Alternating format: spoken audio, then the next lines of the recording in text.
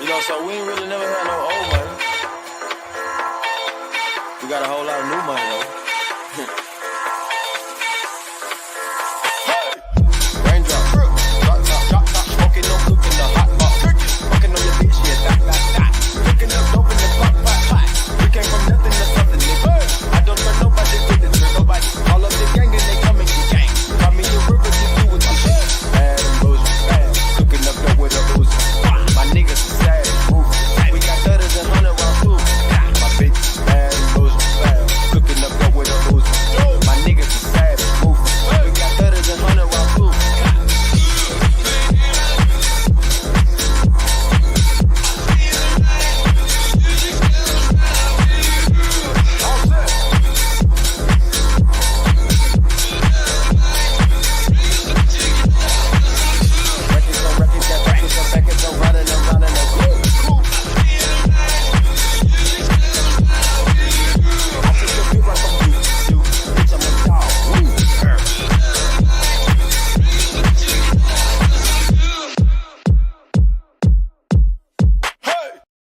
What's going on, everybody? Happy Monday.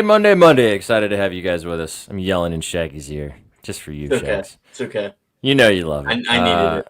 I know you did. A little wake-up call. Excited to have you guys with us. Welcome to the show. This is your afternoon BETSPRESSO right here on the Betting News Network. We got so many goats in chat already. We appreciate you guys kicking it with us to finish off your Monday. Hope you guys didn't have too bad of a manic Monday out there. We're going to end it nice and gloriously. That is Mr. Colby Marcio, who does not have a mustache anymore. Hope you guys are okay with it.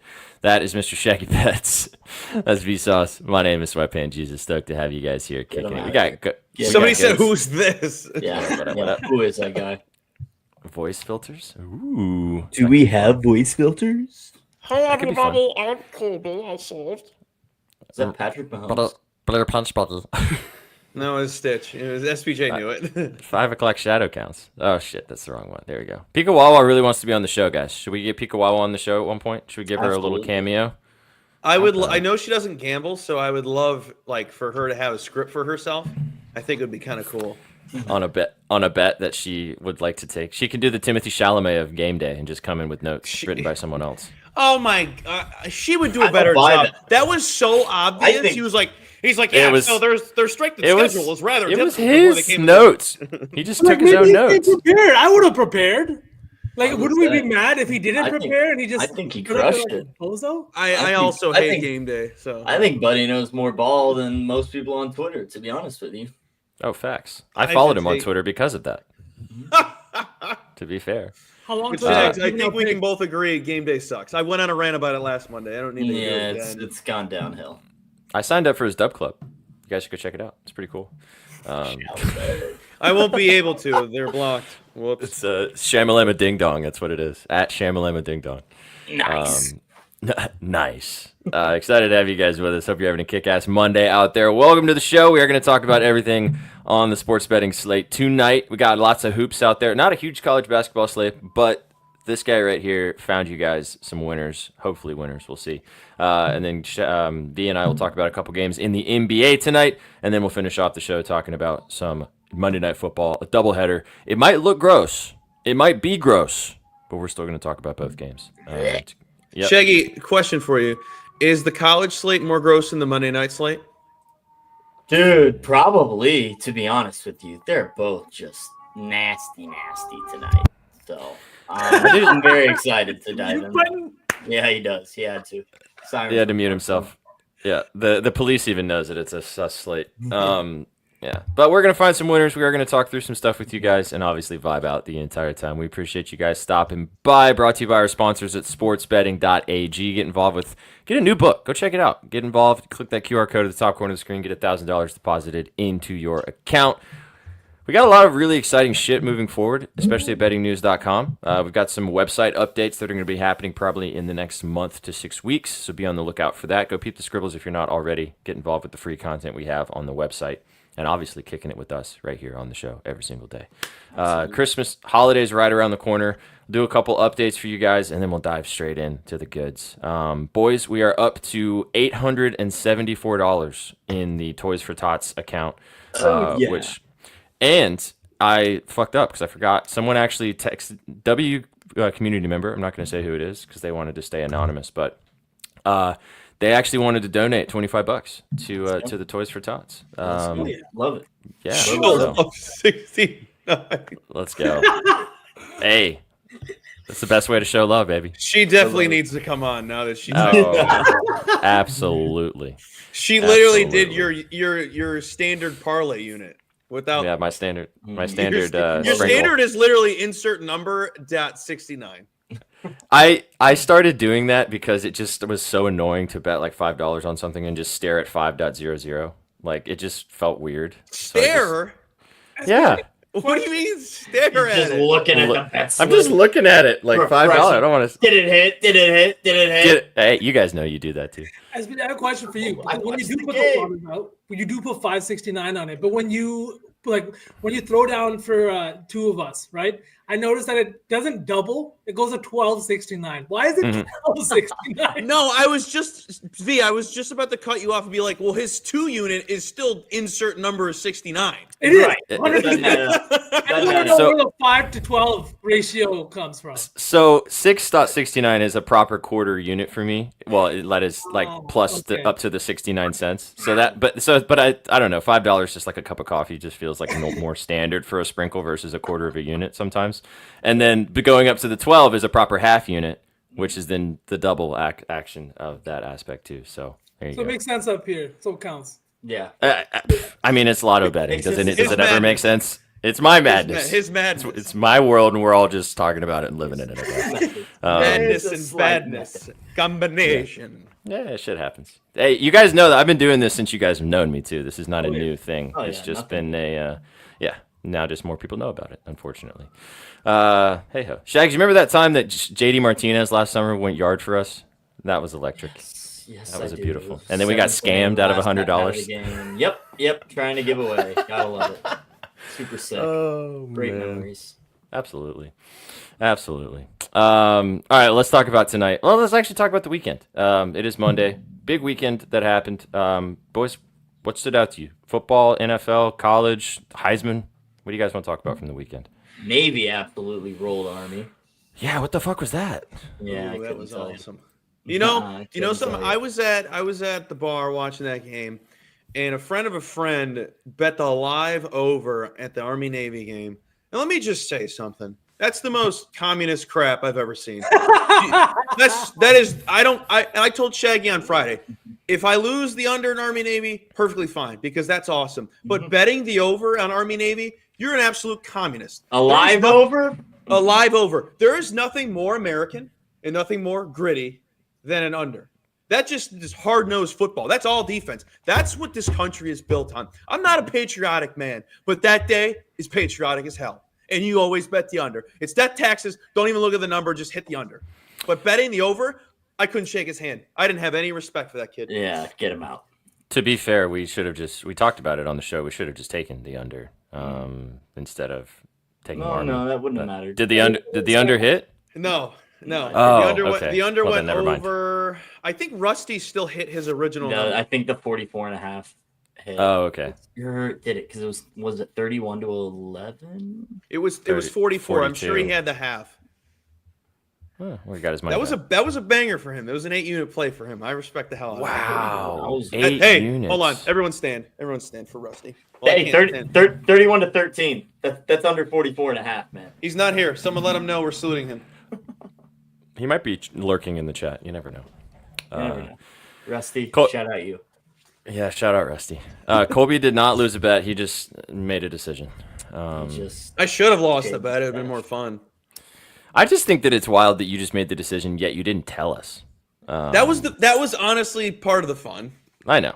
But I was like, okay, it'll be one day talking about this. Here we are, Monday, almost a week in, and people are like, who the hell is that guy? Yeah, we're still doing it. Yeah, think of the guy that has to people that work on the show don't know. So I lost it, man. Shook has still had yet to have a reaction. He just commented earlier that he said, like live on the show. Live. Right. He'd been reacting. Yeah. That's true. Marcus, just to answer your question, it is on the side of the screen, but we are going to try to go in this order for the most part. Hey, college hoops too. College hoops. Yeah. Come on, Marcus. Yeah, we'll talk some college hoops and basketball, and then we'll dive into both football games. Satisfy all of your needs here, Marcus. Oh, baby. Yeah. Oh, Put them in the chat. I'll help you out. No 69s needed. All right, so Navy sucked. Boys, you want to comment on the inevitability that was Travis Hunter winning the Heisman? Can I just let you guys know something that's transpired in the last 24 hours? There was a video I saw, guys talking about the Heisman, and they were talking about Genty and like, and they were like, if you want to win the Heisman, don't go to a group of five. And I commented, which has the most likes and the most engagement. I put he had 200 yards against Oregon, and all of the dense human beings on the planet have flocked to those comments. I don't want to get in depth with it, but everyone is just like, this is your argument. I'm like, I'm not going to sit here and write a novel. They're like, Oregon doesn't have a really good defense. Oregon barely beat Idaho. And I'm just like, do you guys know who Colorado ended their season with? Do you understand how crap Oklahoma State is? They're just as bad as Kent State, and they play in the Big 12. They are horrid. And I was like, well, he was injured for Kansas State. Yeah, their only ranked game. The only game that really mattered, he was injured for. And everyone's like, well, that was the only tough game Boise State played. Wrong. They played more ranked opponents than Colorado. They had a tougher strength of schedule. I mean, you can only make that argument of they should have played in the Big 12. The Big 12 is a tougher conference if they had a better strength of schedule. They didn't. Boise State had a tougher conference schedule, or tougher schedule in general. The Big 12 was not a Power 4 conference like it normally is. It was terrible. It was horrendous this year. The Power conferences were the Big 10 and the SEC. That's it. There was no Power 4. The ACC and the Big 12 were not involved. The ACC and the Big 12 were just as good as the Mountain West. So that I don't understand that argument as well. He's doing it against G5 competition, harder strength. And someone's like, you think he could do that every week? Yes. Yes. You think he couldn't do that with an SEC offensive line? I think we'd be talking about him being the greatest running back to ever grace college football if he was playing in the SEC. But we were graced with him being on a not mid-major, just a group of five school, as a group of five school that we all love because of simply one play that happened 20 years ago, the Statue of Liberty against Oklahoma. We will forever adore the Broncos. Hey, you can't forget the hook and ladder too.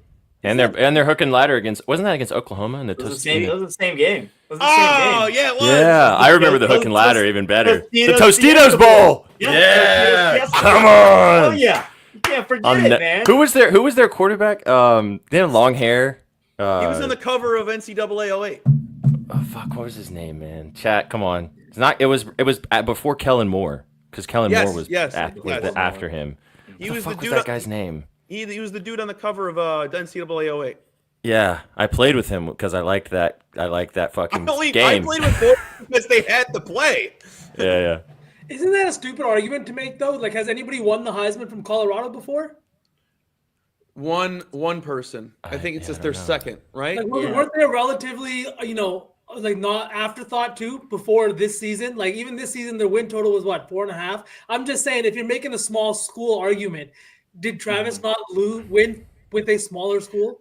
If he was not say he went to Florida State like he was supposed to before Deion took him to Jackson State, he wouldn't have this much coverage. Sure, we'd be like, oh my God, he's so awesome, but it would just be that. It wouldn't be this massive overdeal of media coverage, them sending gifts to the voters. Do you guys think that this is the transition of us moving towards the Heisman becoming more of a popularity contest versus actually the person that's supposed to win?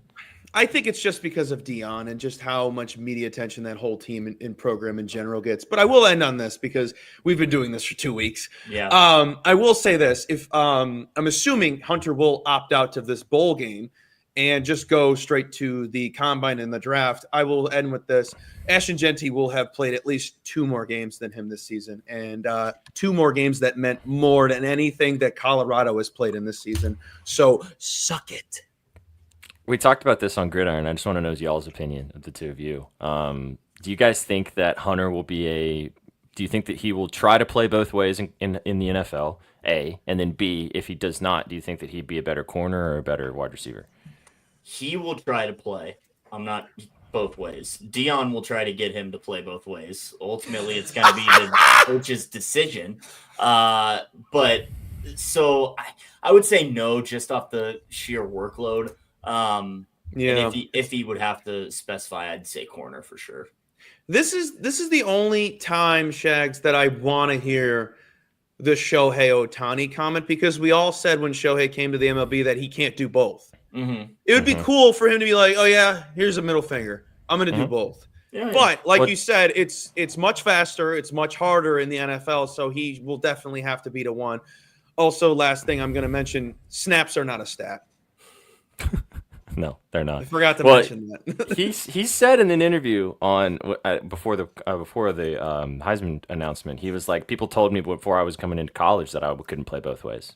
Like they told me that I wasn't going to be able to do that here, and I just basically won the Heisman doing it. So he said he's not going to opt out too. We'll see if that changes over the next couple of weeks. But I don't know. We'll see. We'll find out. Yeah, honestly, boys, I forgot that the ceremony was this weekend. I forgot about it, and then I saw it. And I was like, "Oh shit! It's on. Oh, it's happening right now. Oh right, okay, word." Mm-hmm. Anything else we want to mention? Shags, you want to comment on Mahomes' injury? Also, CEH got released. I'm sure you saw that as well. Yeah. Oh yeah. Austin asked about that. It's tough to see him go, but he was having some issues already, and we've kind of got a loaded backfield as is. So, that's good. That's good. As far as Mahomes' injury, he's listed week to week. I doubt he plays Saturday. I hope we don't rush him back too soon, but we'll see. It doesn't look good. You really don't think he's going to play Saturday? He doesn't need to. They're a 2.5-point dog right now at Arrowhead. I think that indicates that he's not playing. So, yeah, it's a short week. Exactly. I don't think the books would even open you a line if they weren't sure one way or the other. You know what I mean? They're not going to expose themselves as the Chiefs as an underdog if there's even a chance that Mahomes plays. They've also got the Christmas game too right after, so it's a quick turnaround right after the Saturday game. 3 games in 10 days. Congratulations. You won back-to-back Super Bowls. Now go deal with that late in the season. It's gross. Yikes. Mm-hmm. I think that they're probably gonna, if you want to put Trizzy's tinfoil hat on too. I think that the NFL would probably prefer to have Patrick Mahomes play on Christmas Day versus this Saturday. Yeah, in the Netflix game for viewership purposes. Yeah, exactly.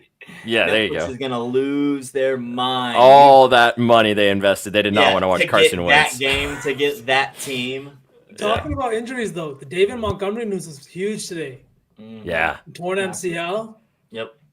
That Lions team is dropping like flies, man. They've already had a lot of injuries on the defense. 18 out, I think, and now David Montgomery, one of their best positional players on the offensive side. Yep. Yeah, that's Super Bowl hopes for the Lions are. What do you guys think about that onside kick by Dan Campbell to start the fourth quarter? Dan Campbell's got some balls. Campbell, man, he's got balls. Dan Campbell's got some balls. He just like permanently has the wheelbarrow with him all the time. Apparently. So did you guys see somebody zoom in on his teeth? And we're like, oh my God. Yeah. First of all, do we not remember how many cups of coffee this man says he drinks on a day-to-day basis? 100. I would hope his teeth look like that. to be fair, if we zoomed in on all of our bottom rows of our teeth, I don't think I'd want to look at that for very long either. So, Shaggy has the best teeth. Show him, Shags. I do. Look at that bright smile. Whoa! Go to best smile in high school. No big deal. Really? No, I'm just kidding. I was second to my buddy Vinny. Fuck no. You, Vinny. No. Did any of you guys win anything for what are they called? They're called superlatives. Yeah. Yeah. I can't remember. SBJ got most likely to be God's son. Yep. Layups. Yeah.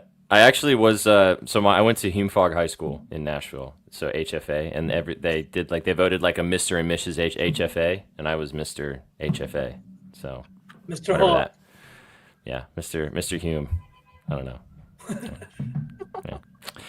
All right, let's talk about some sports. That was the weekend that was. Drop some questions or drop what you guys saw this weekend that you guys liked. We appreciate you kicking it with us. Let's talk about some hoops.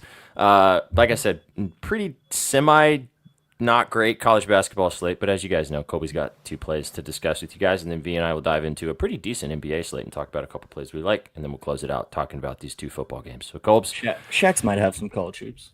I was just about you to have give college it to hoops too?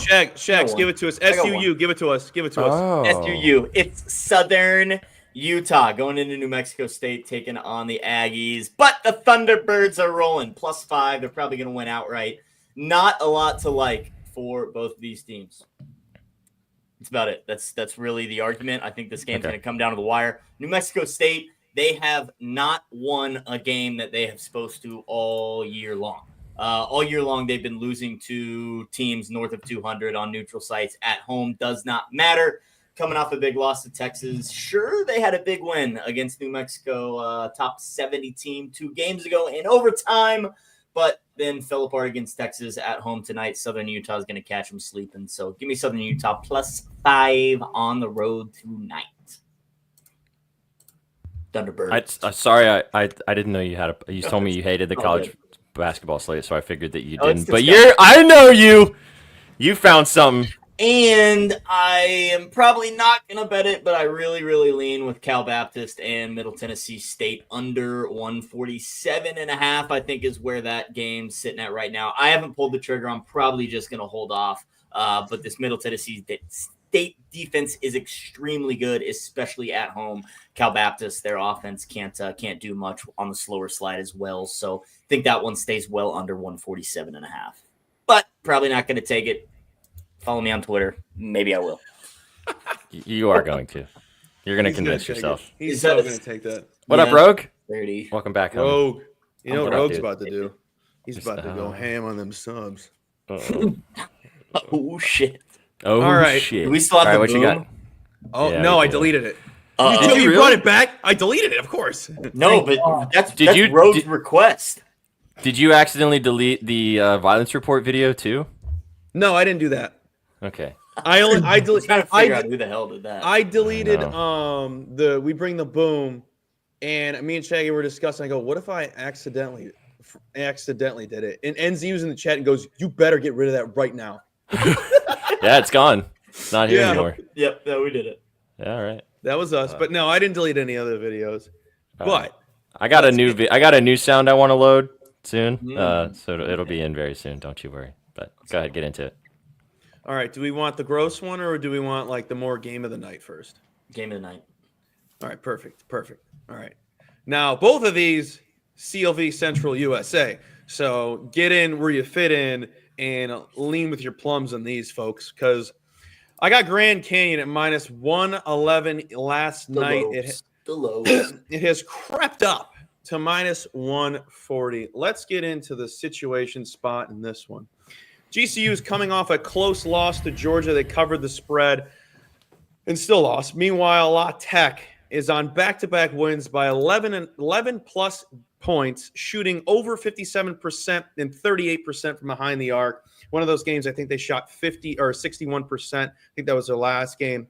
Grand Canyon has the 58th toughest schedule on the season, while La Tech is 200 spots below them at 265th. Lopes, top 80 defense, top 150 offense, 37th in turnover percentage defense, 59th in rebound defense, and 127th in three-point D. Offense, their best feature is their free throw percentage. They are fantastic at getting in line and making those shots.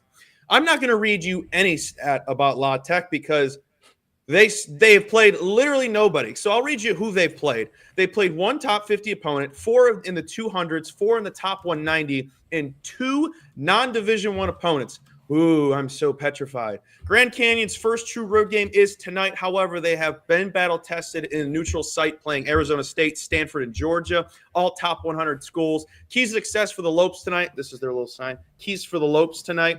Speed up the tempo, force turnovers, and win the rebound battle, and the Lopes should secure the road victory. Go Lopes. Go Lopes. Go Lopes. Go Lopes. And you got a really good number on this, but if you guys peeped the scribbles earlier today, you got the same number. So there you go. Lopey Lopes. Lopey All Lopes.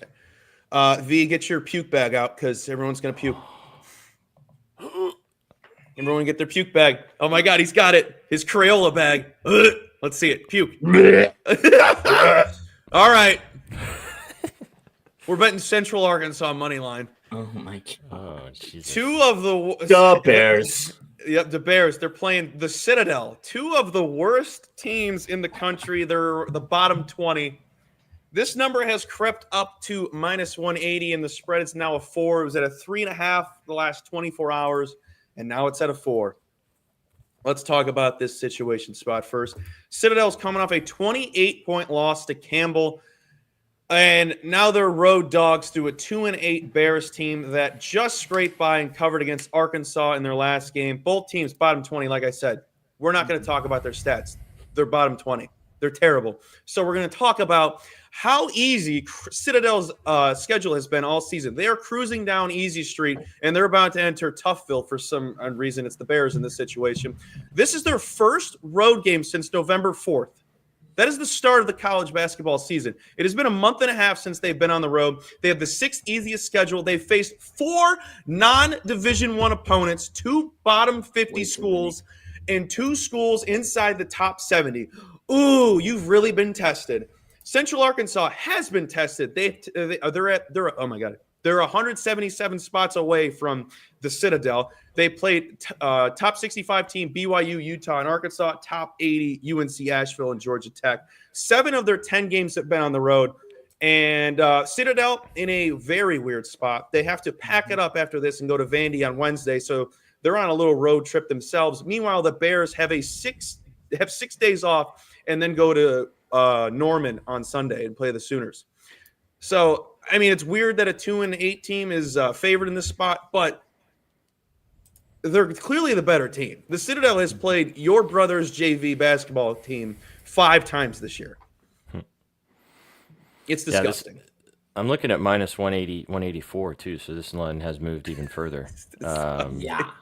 Since you I know people are going to look at this and be like, well, how am I supposed to bet minus 180? The reason why I bet the 160 is these two teams are ranked neck and neck in the rankings on the top 3 or top big 3 analytics. I'm not betting a spread on any of these teams because of how bad they are. Yeah, right. Just take the money line and run. So I would lean parlay both money lines. Okay. If you had to choose between the 4 plays you guys just mentioned for the Betty 4, what are we feeling as the most appropriate? Central Arkansas is my favorite play of the night.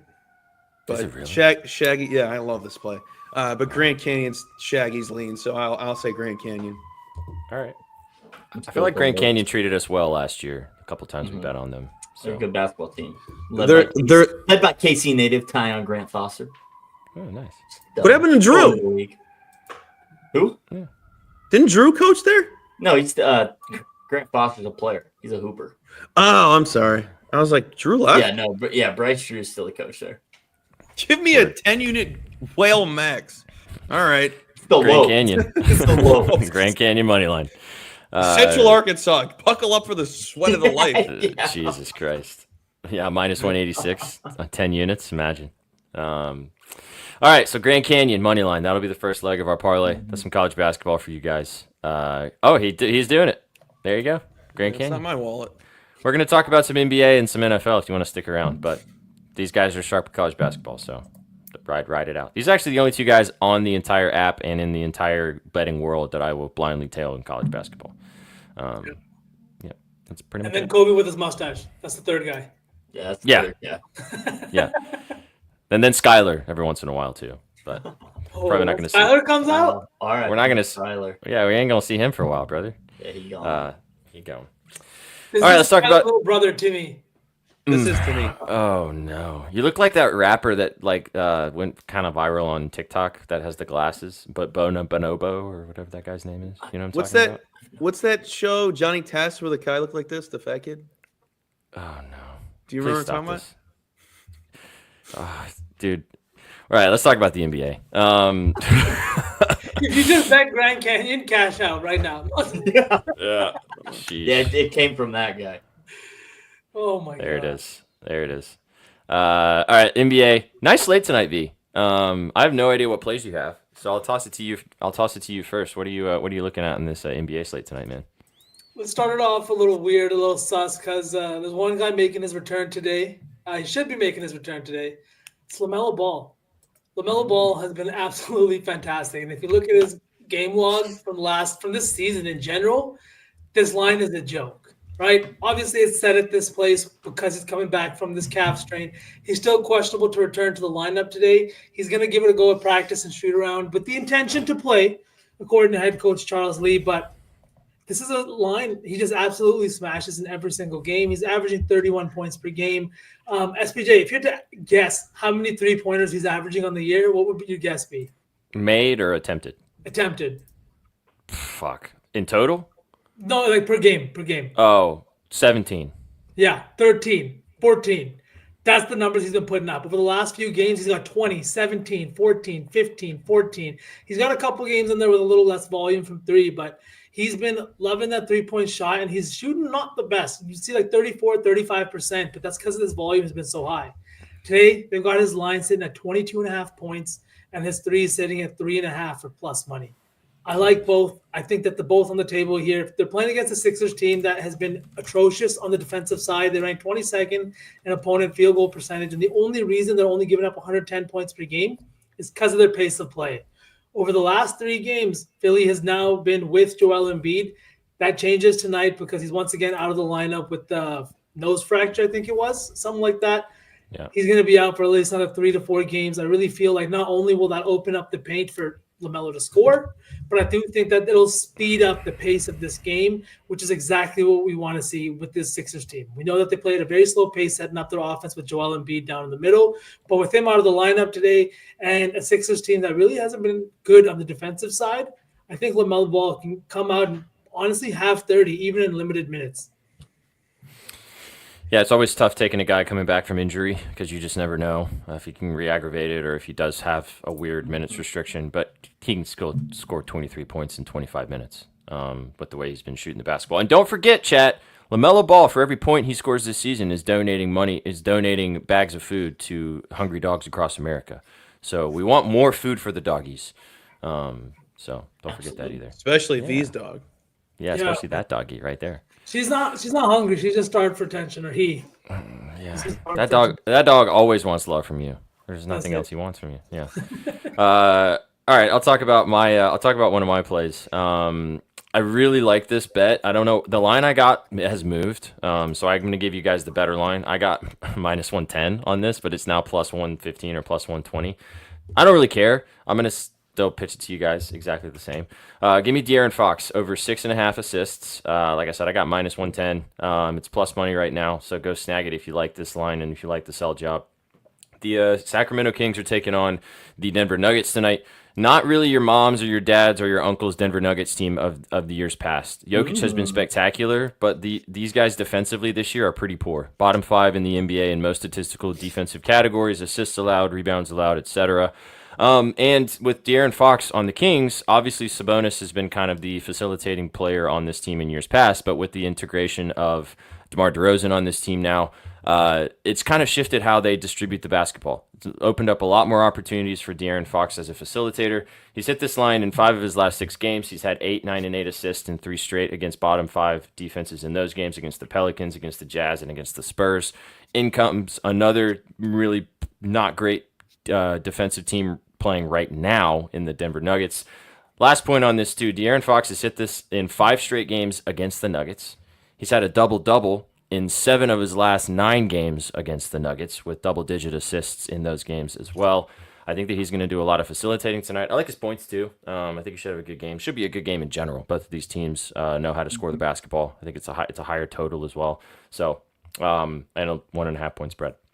Like the double-double sprinkle as well for plus 550. Like I mentioned, he's had a double-double a lot against the Nuggets in his career over the last 2 seasons. So give me De'Aaron over 6.5. Get the plus money if you can find it. I did not get the plus money, unfortunately, but I'm not going to double down. I'm just going to ride the number that I got originally. So give me De'Aaron Fox over 6.5 assists.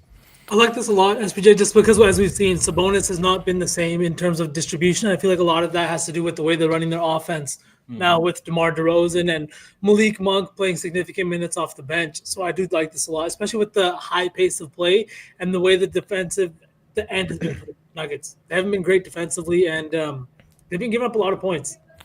We've also talked about, too, in these situations, the Kings are at home in this spot. So a lot of their role players like Kevin Huerter, Keegan Murray, those guys, ever 4 or 5% higher in their own building versus on the road. So that helps out with facilitating. So, all right, I got one more. You want to go? To answer Austin's question here, I know I saw this about the minutes limit, but the thing is LaMelo's averaging 25 shots per game on the season this year. He's coming back from injury. He's averaging 26 field goal attempts per game at home this year, and I do think that even if he is on a little bit of restriction, he's gonna want to get shots up. 1, 2, the minutes limit might not be what we think it is. He's been out since the 27th, right? It hasn't been as long as you would think if you're gonna be on a excessive restriction here. Yeah. Again, it's always tough taking a guy on a minutes restriction, just because, especially in the NBA, because you just don't know what's going to happen. All right, I'm going to tell you guys one more, and then we can maybe move to talk about football, unless V has another play in the NBA he wants to mention. But the other game of the night could be against Colby's Bulls, the Raptors coming to town. Actually, it's in Toronto, but the Toronto Raptors hosting the Chicago Bulls. I think you're going to like this play, Colby. They're so funny.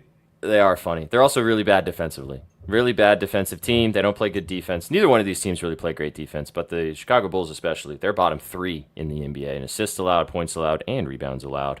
They like to zip up and down the court, almost a 240-point total in this game, highest total on the board. For the Raptors, still missing Scotty Barnes, out right now with that weird foot ankle injury. And we saw what happened last game that Scotty Barnes was out. RJ Barrett had a triple-double in that game. I'm going to take it again.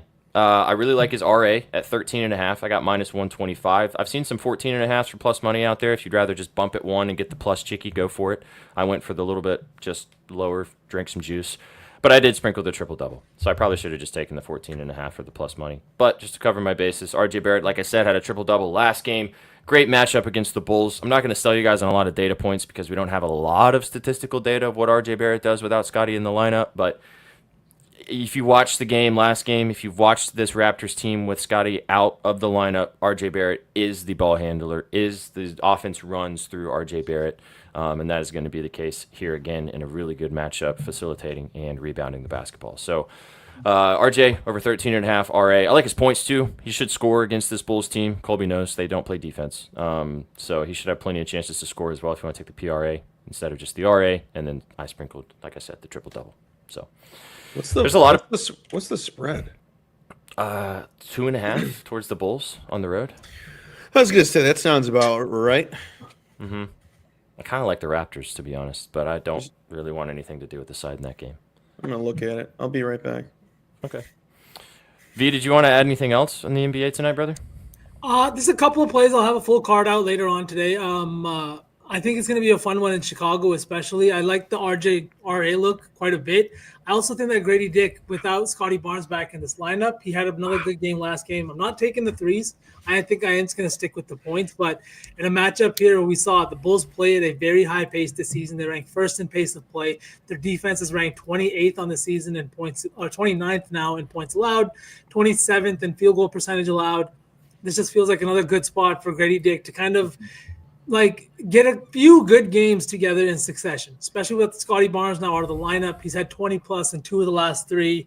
Had that stinker against the Knicks, but we know the Knicks have some good, solid wing defenders. They may not have been as good this year, but they do still give young guys like Grady Dick here some problems. So at over 19.5, I think his points line feels comfy at minus 106. Yeah.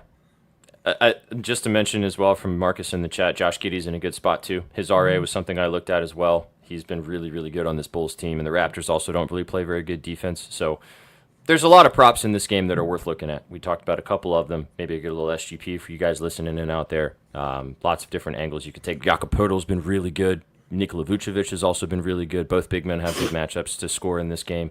So he's playing a white on white center. You know what happens with Vuce. Exciting whites, baby. You can take his props all the way up to the ceiling. Not only exciting whites, but exciting exotic whites as well. They're foreign. They're foreign. Foreign. Time decision with illness today. Still, I'm seeing. Who is? Okay. Vooch. I had his threes in the last one, and honestly, he should have hit, but he didn't play. Jalen Smith went 1 of 5. All of that volume is supposed to go to my boy Nikola. Yeah, not an NBA capper, but looking at the stats, Toronto is fantastic at covering the spread. Like astonishingly well. 10-3 at home, 18-8 on the season. They're coming off like 4 straight losses, and they're 5-1 against the spread in those last 5 games. It's insane. I would lean with the Raptors in this one. I mean, the Bulls are coming off kind of a butt slapping against the Hornets as 5.5-point favorites, but 3 straight home games now on the road, and the Raptors are coming home after their loss against Miami as 11-point dogs. That's also disrespectful in any pro sport. Just being double-digit dogs. I think it's just an automatic. I lean with the underdog regardless of how bad that team is. How many games has Scotty been out? A few now, a good amount this season. He went out last. Well, he missed the beginning part of the season, then he came back, and then he missed the full game last game, and the game before that he got hurt like halfway through, so he's missed like a game and a half now in this stretch. So he's been 15 of the Raptors' 26 games. I lean with the Raptors tonight as an underdog. They've been an underdog every game. This can't pretty be much. Right. Though they've been, I mean, they're not very good. It says 18-3 or 18-8, 18-8 as underdogs. That seems wrong because that seems like their whole season. Yeah, they've been dogs. 20. I think every single game. Wow. Yeah. I can't find one team where they would have been a favorite. Give me the dog. It was 2.5, man, and it's down to 1.5. So people kind of think maybe the same way that you do. So. Ew. Yeah. Are we gonna make you bet an NBA spread right live with us right now? I don't know.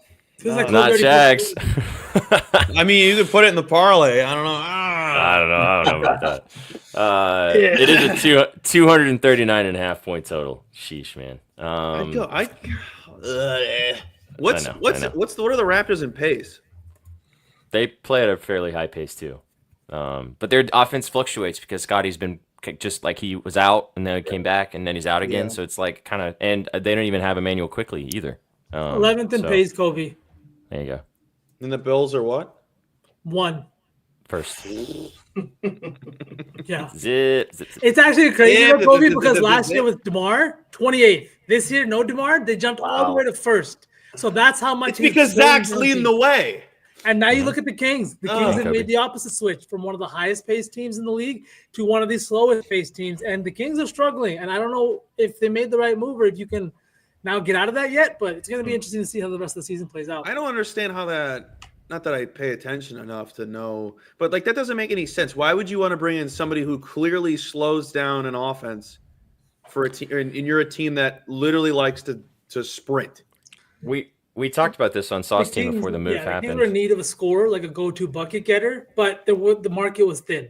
The market and the availability of players was very thin, and I wouldn't say they settled. I really think that they thought they could make it work. And they might still. Yeah. We're not even a quarter way into the year, but I love DeMar. He's absolutely awesome, but you'd have to be really ignorant to say that him and Zach are not kind of the same player, that if they don't have the ball in their hands, like the game is just it was so ugly seeing them on the Bulls.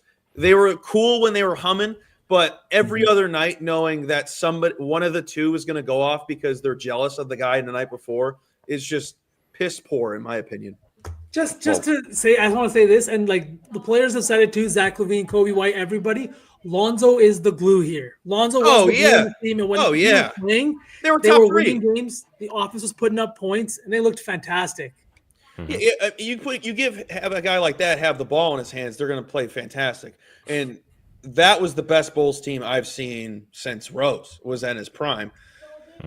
And we all know it came crumbling down around February when he got injured. And we'll never see that again because the Bulls don't know what to do with their money because their owner also owns the White Sox. Reinsdorf. Hey, you know what we should do? We can transition and talk about another Chicago team that's in shambles. Let's talk about Monday Night Football. Kobe's got a secret Chicago lay. It's the Bulls, Bears, Blackhawks. But the Blackhawks play tomorrow, and DePaul is somewhere in there. I don't know when. Levine's out. Oh my God! You might have to bet the Bulls. All right, let's talk about the one of the two Monday Night Football games. Did I pull up the right one? Yeah. Them with the Chicago Bears. Battle in the NFC North between the Bears and the Vikings. Vikings coming in as 7-point favorites. Shags wrote about this game at bettingnews.com. So you guys can go peep the scribs. But Mr. Betts, what's the moves in the wonderful city of Minnesota tonight? Oh, well, this is an absolutely massive game for the Minnesota Vikings tonight. Could be 12-2 with the Detroit Lions in the NFC North with a win tonight against the Chicago Bears, who had a glimmer of hope. Started off the season 4-2, and then now they've lost 7 straight games. That was their Super Bowl week 1 against the Titans. It's all gone downhill now.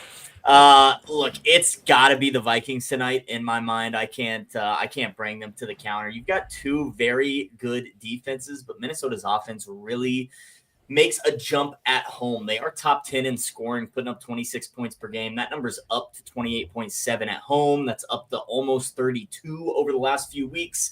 And they put up 30 against the Bears just 4 short weeks ago, coming off a game where they put up 42 against Atlanta. 4 weeks ago, we saw a total of 39 that soared over at Soldier Field. Now it's up to 43.5. I do think we see some points tonight. I do think they might be from just one side. I think it could get a little out of hand. I really lean with Minnesota in this one, but I am sticking to a player prop. Got some CLV here. Sam Darnold for 250 passing yards at minus 115. It's up to about 256.5 now. I think that is totally fine. He threw for 330 against Chicago 4 weeks ago, and he's been having a great 4-game stretch, 11 touchdowns, 0 picks, completing at least 62% of his passes in that stretch. He's only hit this line twice in those last 4 games, but he ended the other games with 235, 246 passing yards. Against Chicago, he will do very fine. 22 of 28 against Atlanta last week. That's nearly an 80% completion percentage. Threw for almost 350 yards and 5 touchdowns. Chicago's secondary has been buns recently. 285 passing yards is what they're allowing over their last 3 games. They typically allow more air yards on the road than at home. Plus, they are second worst in terms of yards per completion, giving up 11.6 yards per catch. Darnold, he's carved this defense up once again. I think he's going to do it tonight. Only cleared this line in 6 of 13 games, but 4 of 6 at home. So give me Darnold to what, Colby? Sling the pill. Slinging the pill. Pill. Slinging the pill, carving up the Bears defense, going for 250 yards. Old Sammy boy. Love it. Shags and I actually talked about this game earlier today because we cooked a 2-teamer for both games. We ended up not going with Darnold. We ended up going with Caleb Williams, his passing yards, purely because I agree with you. I think that the Vikings are going to be winning and the Bears are going to have to throw the football. And we've talked about this quite a bit, actually. This Vikings secondary sucks. They've been getting torched through the air, partially because they've been winning. So a lot of teams are just like probably. I would assume some of those numbers are inflated, right? Because of playing catch up and those situations. Mm-hmm. But because of that, I was thinking about taking Caleb Williams passing yards. But I'm going to take one of the pass catchers. I'm going to take his receptions. So give me all reliable, my bearded brother. Give me Keenan Allen over 4.5 catches, minus 125. This line has moved to minus 135. I still like it there. It's a little more juiced, but Keenan Allen had 9 catches on 15 targets when they played a couple weeks ago for 86 yards. He is kind of Caleb Williams' most reliable pass catcher. DJ Moore's obviously the big play guy, but he is can be a little droppy sometimes. So I think he's going to throw to Keenan Allen quite a bit. In his career, this is back when he was with the Chargers, though. This is his last 5 games against the Minnesota Vikings. 18 catches, 8 catches, 9 catches, and 12 catches against this team in some of those games in Minnesota. His last game in Minnesota last year as a member of the Chargers, he had 18 catches on 20 targets in that game. He and Justin Herbert were truly something special. But, yeah, I'm going back to him. 4.5 catches. I think we can get there totally. I like the ladder, too. You can ladder this up to 8. And they're going to be, as you said, playing catch-up, a lot of dump-offs, maybe some couple of slants or something, or some throws across the middle to Keenan Allen. So give me 4.5 for minus 125. I'm laughing at this. Gasmers. Gasmers. That was my son. Hey, man. He gasmered everywhere. Gentlemen on the other side of the screen, you got any thoughts on this Bears Vikings game? Go ahead, V. Go ahead.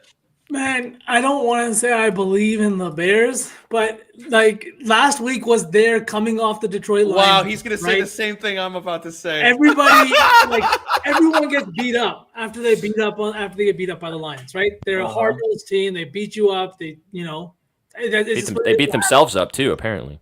Apparently, right? I think like one of the few teams that won both games after they played the Lions was the Packers, but no big deal. But here we go with the Bears.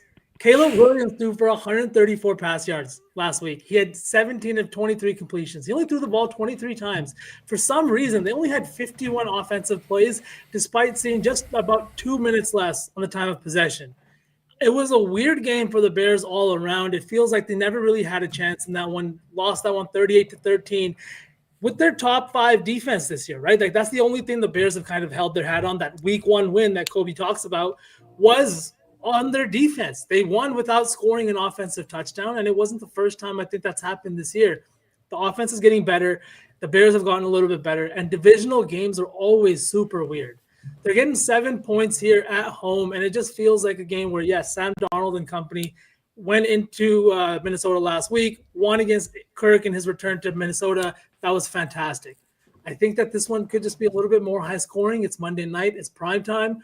We saw Caleb Williams go to London and throw 5 passing touchdowns, right? That was that 4-2 moment where everyone thought the Bears season was had come alive.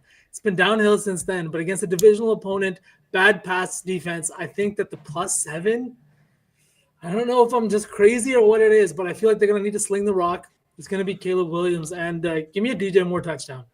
That guy owes me. I really think that when he gets down to the end zone, Caleb Williams is looking his way. He's a great positional wide receiver, and the way that he plays in the end zone, I love it. I think that this is a spot where he could score in a big game against a guy on the other side like Justin Jefferson. You got Addison on the other side, both big play guys. I think we see the methodical drives by the Bears tonight, get down in the end zone, and just cover that +7. Forget about the money line. I'm not even going to touch that, but just give me the +7. I mean, the score when they played on the 24th of November was 30-27. Vikings winning that game. Caleb Williams had 340 passing yards in that game, his season high, because the Vikings' pass defense is second worst in the NFL. Never cheered harder for the Bears than in that game. I wanted them to beat Minnesota so bad. And then Minnesota marches down and wins on a field goal. Yeah. Mr. Marcio? Yeah, I have a parlay in mind that I'm probably going to lock in after this show.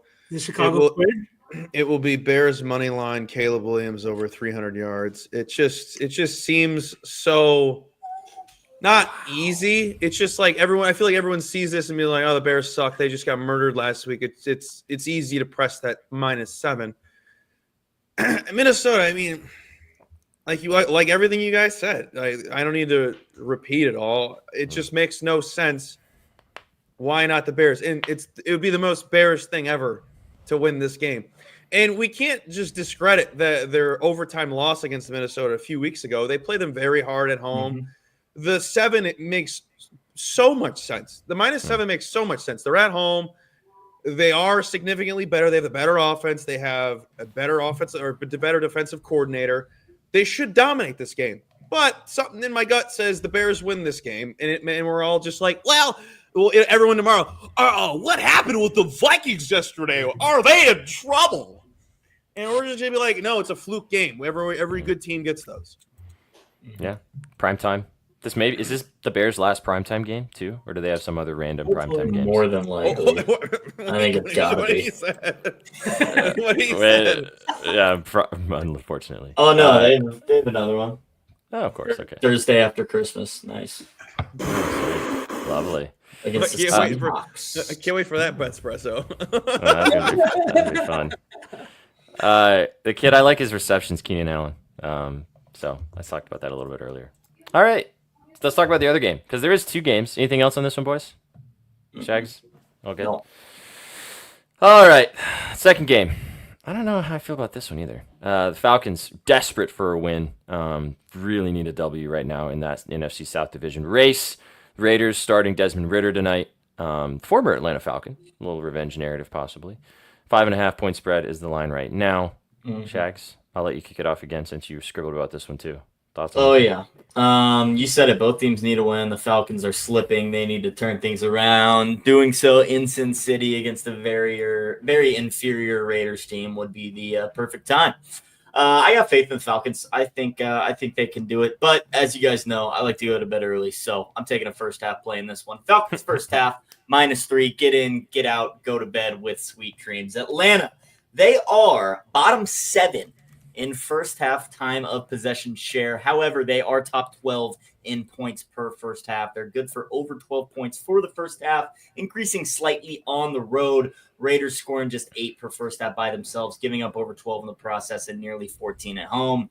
This is a game to me for the Falcons that you come fired up, your script plays work. You just from start to finish have to dominate this game, not let a bad Raiders team hang around, think they have a shot to spoil you at home, which, I think the Raiders can't do. But first half, give me the Falcons -3. They've scored double digits in the first half, 9 of 13 games this season. I think double digits would be enough to cover this number. I don't see the Raiders getting a touchdown, but maybe Kirk O'Banks can give us a couple touchdowns, give us some cushion here. But Falcons -3 in the first half. And then I'm not going to watch the second half. Yeah, there you go. I really like Kirk Cousins in this game.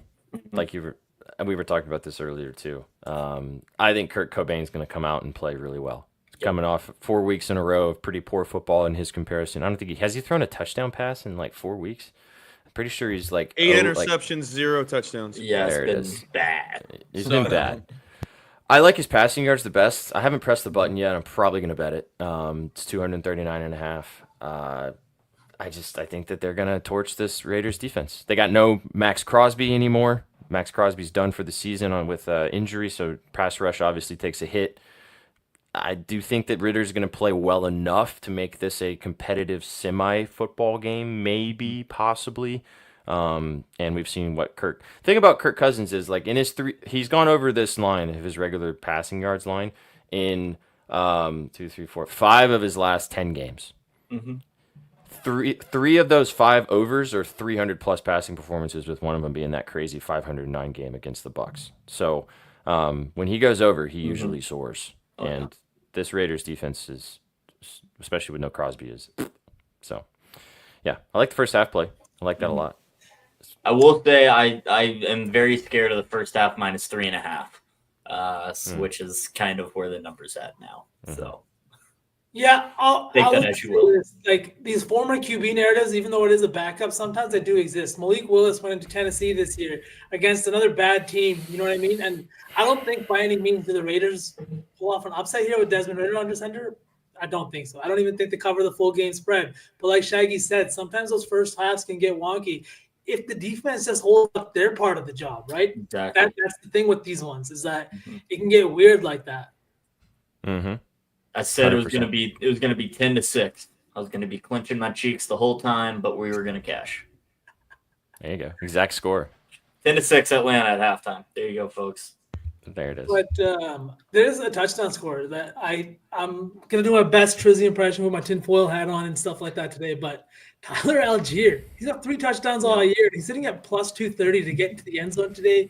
And I don't need to tell you guys, but it's prime time. We all know who the most bet touchdown today is going to be, right? Out of these 4 games, you got Aaron Jones, DeAndre Swift, Bijan Robinson, and I don't even know who it is for the Raiders. Right? Bijan is going to be one of the highest bet tickets today, for sure. I don't even need to look up the numbers. Everybody's going to be on him, and we're just going to watch Tyler Algier come in and take one of these. Like, Bijan could still get into the end zone in this one against a very poor Raiders defense. I think they ranked 26th in touchdowns allowed this year. They've been really bad defensively, lots of injuries, and the thing is their offense can't stay on the field, especially if you're going to have a QB that's turning the ball over. The Falcons got clapped last week, and their defense got embarrassed. If you don't think they had to watch the game tape of Addison and Justin Jefferson running all over them last week, you are watching the wrong sport. That's all they did this week, and you can't make those mistakes again because this is a do-or-die game for the Atlanta Falcons, especially it being against the Raiders. I just think that this could be one of those spots where they're in good field position for a majority of this game, and plus 230 for a guy who just scored in his last one. He's only got 3 touchdowns this year. It just feels super low. Yeah, he's Yeah, gonna he's- definitely. He's the vulture of all vultures. I was literally about to say he's gonna vulture Bijan for sure. Walter lives in Philadelphia. His name is Jalen Hurts. Yeah, That guy. right. Exactly. Saquon could be an MVP this year if he just had half of his touchdowns. Oh, he's already in the conversation, even without it. Colbs, you got anything you want to add for this one? Won't watch. Dubs. That's what he wanted to add. You can't pay me to watch this crap. This I is feel like you could take a couple dinero and watch this game if someone paid you. We'll just talk Hey. about that. Just take that. Shags, you got any final thoughts on this one before we cook it up? Nope. Let's do it. All right, let's get to it. Let's cook our parlay. We already have the college basketball leg of Grand Canyon. What are they again? The Lopes. The antelopes. The The antelopes. Lopes. Go Lopes. Lopes up. Go. Chet, You said- go Lopes. You said Lobes originally, and my brain Lopes. went somewhere else. But the Lopes. Go Lopes. Lopey Lopes. Go Lopes. All right, so Go Lopes. Go Antelopes, Lopes. Grand Canyon I have money baby line. ears. I have baby ears. Of everything in the NBA that we mentioned, that's not Raptors money line. What are you guys feeling? Bulls money line. No. Levine's out. Yeah, sure. Injury theory. We already have Kobe's play. It's Bears, Bulls, Bears money line. Bears, Bulls, White Sox to make the playoffs, Cubs to not make the playoffs. See you in They're gonna be Cabo. great. See you in Cabo. Bears, Bulls, Battlestar Galactica. You guys want to take RJ's RA? Yeah. Yeah, Do the let's do RJ. I really like that one. That one got me interested in the game. Yeah, there you go. V, are you down with RJ? Oh yeah. Oh yeah. All right. Let me make sure I can get this RA number here.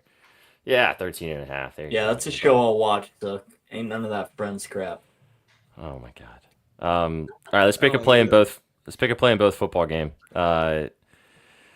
We could go Sam Darnold's passing yards, or we could go Caleb Williams passing yards. Caleb Williams 250. You don't like that, Shags? We're already on it. We're already on are. 275. So I don't we're care. already No, on we it. can double down. I don't care. Bears +7. Yeah. I don't like that either. I like it, but I don't like it. I know a guy with a beard that likes it. He's not you though. All right. What about this? Justin Jefferson receiving yards. Here you go again with the thing. Nothing we talked about the entire show, and we're throwing it in the parlay. Yeah. He's like, no, hear me out. Hear me out. Hear me out. Just Justin Jefferson. He has hit this line in 8 of his last 10 games. He had a stinker against the Bears the last time they played, just 27 yards. And honestly, he's had some really good games against the Bears. Last year, he had 154 yards, 107 yards. He's hit 100 yards in 4 of his 7 games against them. And I just think that Addison is one of the most bet tickets today in terms of props. He had 2 touchdowns last week. He had 2 absolute bombs, and he looked fantastic, right? And we know that Justin Jefferson has just been Mr. Consistent, Mr. Consistency. Every single week he comes in, he does his job. 7 targets last week, caught all 7 for 132 yards. If there's anybody that wants to play well against this Bears team, and if there's anybody else that cares about the Lions just losing, the Vikings could realistically overtake the Lions in the division with the last game on the schedule and the fact that the Lions have been so beat up. I think that this is a really big game for them. And Justin Jefferson, I don't know. I like it. He's He's also a on my dome guy. fantasy. He's a dome on- guy. He's on my fantasy team too, and I need the shit out of him and Kirk Cousins to just ball out tonight. So I'm in. You guys want to do it? 80 yards from the Go goat. for it. Go Let's for do it. 80 From plus. the goat.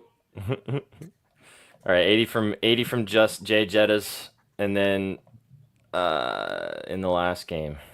Oh man. Do we want to roll with Shaggy's first half play? Death taxes. I trust Shaggy bets. Yeah. Ooh, you cutie. Let's do it. Shaggles? Why Yeah. not? Let's do it. All right. First half. We could probably take the first half money line too. Let's just do the money line. We're going to Where- parlay. Yeah. Where's the first half stuff? Here we go. First half. Spreads. Yeah, it's 3.5, Shags. Yeah, just Jefferson hasn't played in a Monday night game since 2022 That's crazy. because of his injuries last year, and then none this year. His first half to win is minus 230 for the Falcons. I don't know. Whatever you guys want to do. We could also take Kirk Cousins passing yards, but Shaggies. Just do 3.5. Scribbles. You gotta do Scribbles. 3.5? Yeah, let's do the 3.5. Why not? Scribbles. I said 10-6, which would cover the 3.5. that would, yeah. All right, we're I hope we don't regret that hook decision. Whatever. Can you alt it? You For can't the alt it, tots. can you? I don't think you can. For the tots. Do it for the dots. It'll be an electric what- slap. It will be. All right, Grand Canyon on the money line. RJ Barrett, it's over 14.5 RA now. This is fine. Justin Jefferson, 80-plus receiving yards, and then the Falcons to win by 4 in the first half, plus 11-17. Ooh, go Lopes. Ooh-wee. Oh, I can't do it anymore. Can I not see my fingers? So we're taking us? Yeah, we're taking us. Ooh. Oh, fuck, man. Little bunny foo-foo walking through the forest. Oh, man. Oh, this man. Oh, it is gay. All right, plus 11-17. There's your Betty forward to get posted on the timeline if you guys would like to write it out with us. 25%. If it smacks, goes to the tots. Love to see it. Love to see it. All right, boys. Good stuff. Oh, yeah.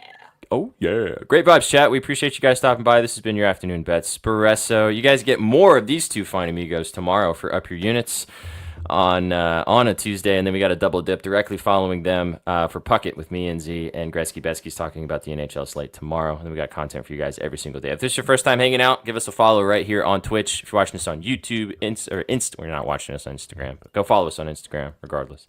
Go check us out on all the socials. Go follow all these fine amigos. Follow me, follow us everywhere. Boys, you got anything else you want to say before we get out of here? Let's have a day, people.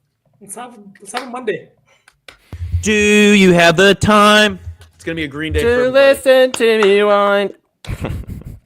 Major dubs. We appreciate you guys in the chat. You guys came for the winners and you stayed for the vibes. We'll catch you guys tomorrow. Have a fantastic night and enjoy these games. Peace. What you know about rolling down in the deep?